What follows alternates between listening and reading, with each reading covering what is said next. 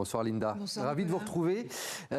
Avec vous, on va prendre la route des vacances aujourd'hui avec un constat dérangeant et alarmant puisque vous allez nous dire que le racisme perdure en France et ce même pendant la pause estivale. Oui, absolument. C'est une enquête menée par SOS Racisme sur les lieux de loisirs des Français qui le confirme. L'association a envoyé des groupes de personnes de couleurs différentes sur des plages privées et dans des boîtes de nuit pour voir s'il y avait une différence de traitement.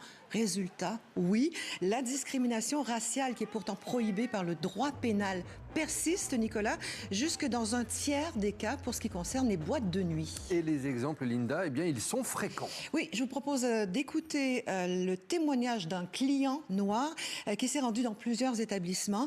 Il s'agit du directeur général de SOS Racisme.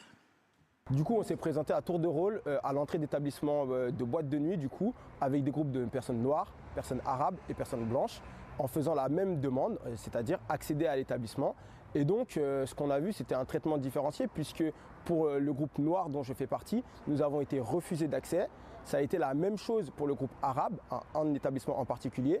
Et 5 minutes après, le groupe blanc s'est présenté, composé du même nombre de personnes, 2 hommes et une femme, qui, eux, ont pu être acceptés à l'entrée de l'établissement.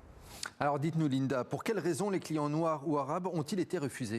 Alors on donne plusieurs motifs. On leur dit parfois que l'établissement est complet. On peut aussi leur faire valoir que ces personnes n'ont pas de réservation ou bien que leurs chaussures ne sont pas conformes.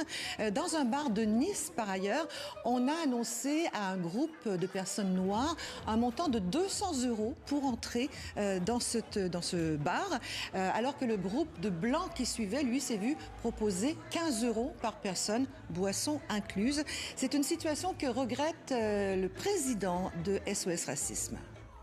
Pendant les vacances, dans des lieux de loisirs, c'est-à-dire pendant un moment où on a envie de relâcher la pression, où c'est un temps de l'insouciance, eh bien les discriminations, elles s'invitent quand même dans le quotidien des personnes qui, à l'année, vont être aussi discriminées dans les lieux de loisirs, dans le travail, dans le logement.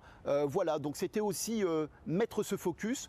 Les vacances, en fait, elles ne sont pas tout à fait les mêmes pour tout le monde.